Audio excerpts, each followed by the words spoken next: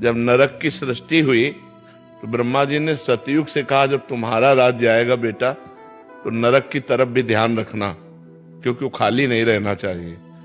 तो उनका हमारे राज्य में कोई नरक नहीं जाएगा। त्रेता से कहा तो उनका बड़े भैया जिस मार्ग में चलेंगे उसी मार्ग में हम चलेंगे। द्वापर से कहा तो द्वापर ने कहा, पिताजी आपकी आज्ञा का कुछ कुछ पालन करने की कोशिश करूंगा। जब कलयुग से कहा तो कलयुग ने कहा, पिताजी जैसे बड़े भैया के राज्य में कोई नरक नहीं जाएगा, ऐसे मेरे राज्य में कोई स्वर्ग नहीं जाएगा। मैं पूरा नरक हाउसफुल करूंगा। समझ रहे हो ना? तो उसी का राज्य चल रहा है। तो आप जैसा कह रहे हो ना कि अगर शराब ना पिए तो लोग कहते इसे बात मत करो, शराब नहीं पीता। शराब पीता है इसलिए बात करो, मतलब टोटल नरक। कलयुग ने वादा किया है, कलयुग ने वादा किया कि कोई भूल चूक से भगवत प्राप्ति कर ले या स्वर्ग चला जाए, नहीं, सीधे हम पूरा नरक हाउसफुल करेंगे। तो देखो, शराब पीना, पराई स्त्री से व्यभिचार करना, मांस खाना, चोरी करना, जुआ, घूस, अपराध प्रवृत्ति, ये बढ़ती चली जा रही है। आप देखो ना, बिल्कुल नॉर्मल हो गई है। बिल्कुल। तो भैया कलयुग वाली बात सच्ची मत करो कि यार सब हाउसफुल हो जाएंगे। नहीं, कुछ तो बच लिए जाए, कुछ तो आप बच जाओ, क्योंकि अच्छे आदमी हो, आपको भगवान ने सत्संग दिया, वृंदावन धाम आए साधु संग के, तो आपका दुर्गुण छूट जाना चाहिए। तो आज से नियम ले लो कि आप शराब नहीं पियोगे, और आप ही न ले यार, जितने बैठे उतने सब ले लो। गंदे आचरण काहे को करो?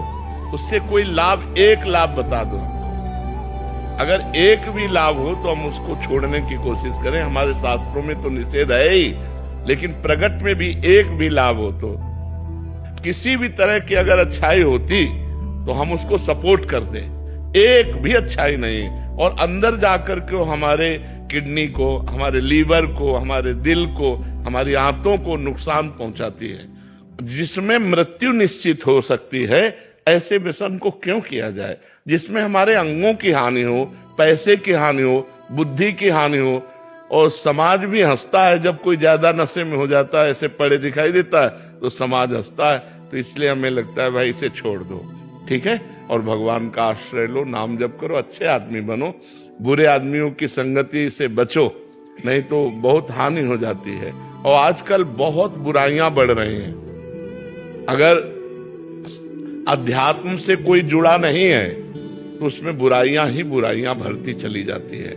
जरा जरा सी बात में लड़ जाना, जरा जरा सी बात में एक दूसरे की हत्या तक कर देना, मतलब बहुत ही निकृष्ट बुद्धि बढ़ रही।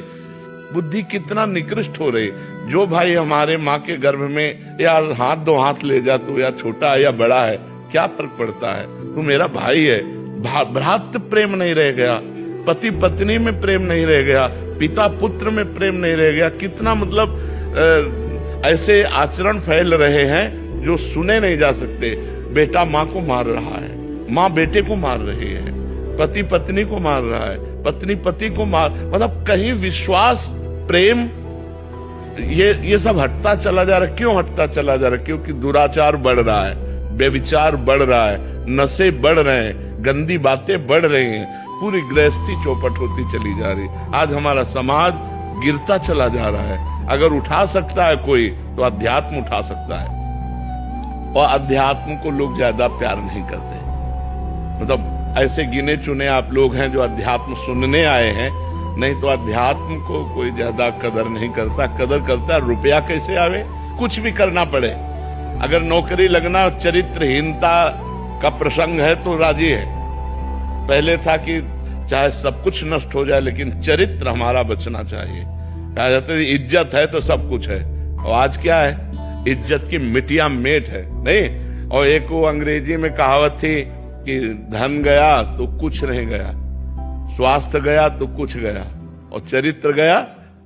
अब उल्टा है, उल्टा दिमाग चल रहा है, बुद्धि भ्रष्ट होती चली जा रही है। हम महाराज जी आते हुए यही बात कर रहे थे। एक आदमी बोले कि अब कोई, जैसे पहले बोलते थे कि भाई ये जो है जेल में रह के आया है तो कितना गंदा आदमी होगा जो अंदर रह के आया है। अब वो कहते हैं कि जेल में रह के आया लेकिन देखो कितना पैसा है, दुबई में घर ले लिया, न्यूयॉर्क में घर ले लिया। आप लोग बाहर, हाँ, लोग कह रहे हैं भैया कोई फर्क नहीं पड़ता, पैसा है ना बस बहुत। बस पैसा, पैसा का वही तो बताया, सारा महत्व पैसे पे चला गया है।